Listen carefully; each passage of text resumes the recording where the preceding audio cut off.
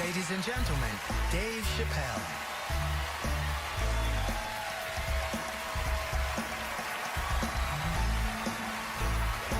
Thank you. Oh boy, I'm very nervous. No pressure. During the Civil Rights Movement, I can't read what's on the teleprompter. Some about Black America and white America. There's Black Americans and there's white Americans. We're all one America. So if you don't mind, this is not live, is it? I imagine whatever I say, you could just edit it out. Let's try it a few ways. Lou, are you in the booth? I am. All right, good. You know what, Lou? Let's just play around with it and see if we can get it right, get this clip package on, and then let me go home, all right? You got it. All right. Ready? All right, count me in.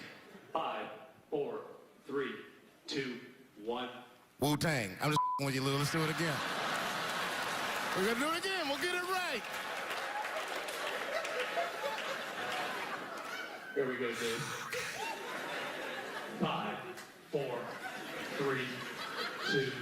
You know, when I was a comedian starting out in Washington, D.C., right here in this city, 1988, I'll never forget this. It was a comedy club owner that banned profanity from his comedy club. He said it offended his audience, and this was a cause of major concern for all the comedians in the circuit. And we all called a meeting, and we had the owners come, and it was the club owners, and it was the comedians. It was the classic labor dispute. The club owners laid out their case. There cannot be profanity in these clubs because that offends people. And there's a comedian who's still a good friend of mine to this day. He lives right here in Washington, D.C. He stood up and he said, he's black, I should tell you, because it's important to the story. He says, I use profanity because I live a profane lifestyle. He says, I don't have an insect infestation in my house. I have roaches.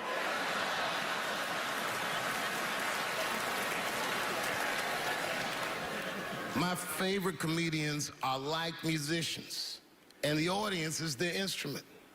And the music they make is your laughter. And that's the laughter that I scored my entire life to. So now, some of my favorite American comedic composers. Thank you. When I lose my job, I lose my man. Treat me like a dog, he called me a dog. Yes, he did. One day he called me an old dog. Sometimes I wished I was a dog and he was a tree.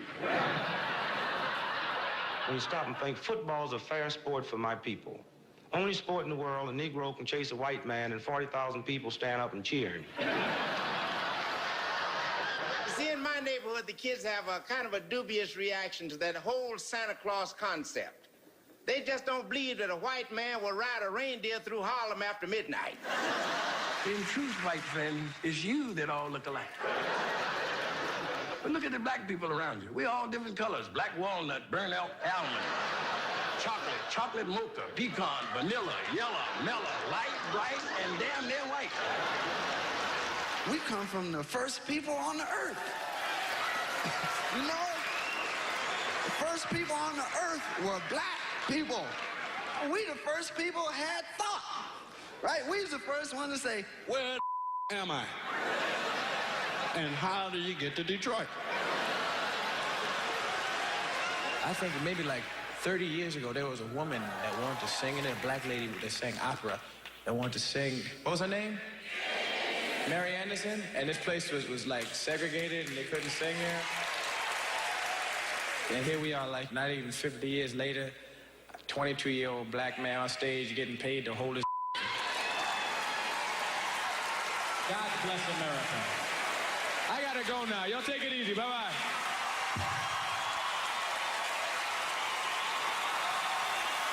Janelle Monáe, Will Smith, Common, Gladys Knight, and John Legend when we continue. Yeah, man. Well, you ladies are right. To be honest with you, your lives look terrifying to me. They do, man. I know nothing about being a woman, but I know fear. Yo, I used to live in New York when I was 17. And I couldn't even pay my bills. You know what I did to make money? I used to do shows for drug dealers that wanted to clean their money up. One time I did a real good set, and these motherfuckers called me in the back room. They gave me $25,000 in cash. I was probably 18 or 19 years old. I was scared. I thanked them profusely. I put that money in my backpack. I jumped on the subway and started heading towards Brooklyn at 1 o'clock in the morning. Never been that terrified in my life. Because I never in my life had something that somebody else would want. I thought to myself, Jesus Christ, if motherfuckers knew how much money I had in this backpack, they'd kill me for it. Then I thought, holy shit. What if I had a pussy on me all the time?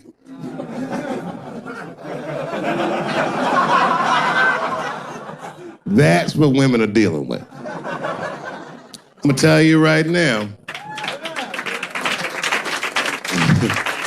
It's real talk. If them same drug dealers gave me a pussy and said, put this in your backpack and take it to Brooklyn, I'd be like, nigga, I can't accept this.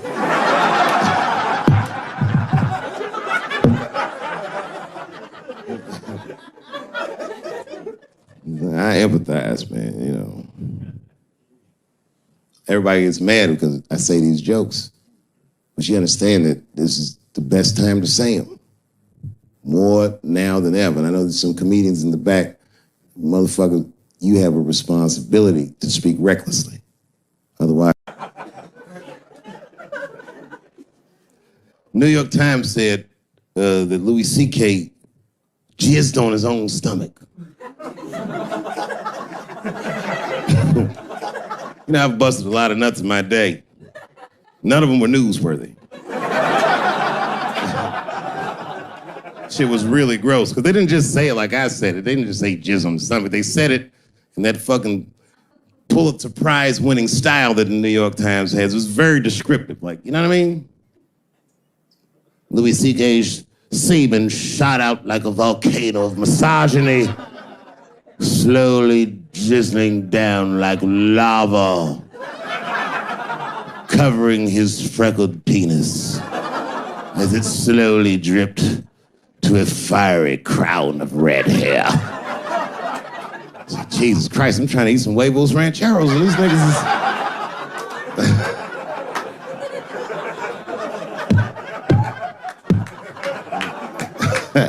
And you know, the tough part, being a comedian, knowing the motherfuckers, everybody comes up to me like, did you know?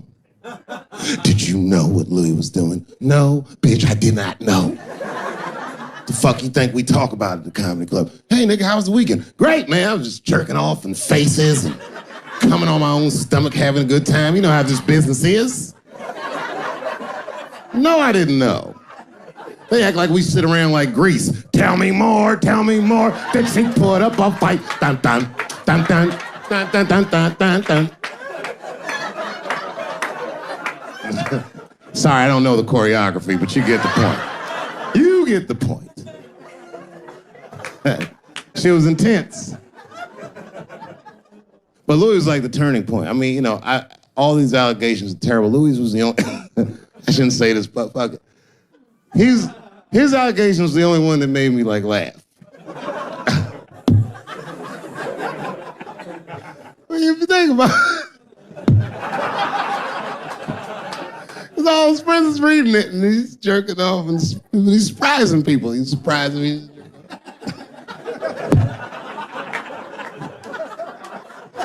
I just picture all the comics in comedy just reading it like, what?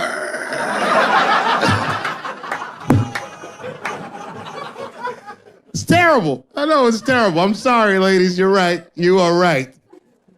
But at the same time, I mean, you know what I mean? I don't know. Jesus Christ, they took everything from Louis. I was like, I don't know, it might be disproportionate. I can't tell. I can't tell. This is like where it's hard to be a man. One lady said, Louis C.K. masturbating in front of me ruined my comedy dreams. Word? Well, then I dare say, madam, you may have never had a dream. Come on, man, that's a brittle spirit. That is a brittle ass spirit, nigga. That shit is too much. This grown ass woman You know what this shit is like? It's like COINTELPRO. You know what that is? It's a program that the FBI had under J. Edgar Hoover. In this program, one of the many things they did was they would track the sexual habits of anyone they considered an enemy of the state. It was a live button. That's why they got all these fucking sex tapes with Martin Luther King fucking bitches. But lucky for us, he actually had a dream. You think if Louis C.K. jerked off in front of Dr. King, he'd be like, I can't continue this movement? I'm sorry, but the freedom of black people must be stopped. I didn't know this nigga was gonna pull his dick out and jerk off like this. I just thought we were gonna get a couple of drinks and chill. Show business is just harder than that. Them women sound like, I hate to say it, they sound weak. I know it sounds fucked up, I'm not supposed to say that, but one of these ladies was like, Louis C.K. was masturbating while I was on the phone with him. Bitch, you don't know how to hang up a phone?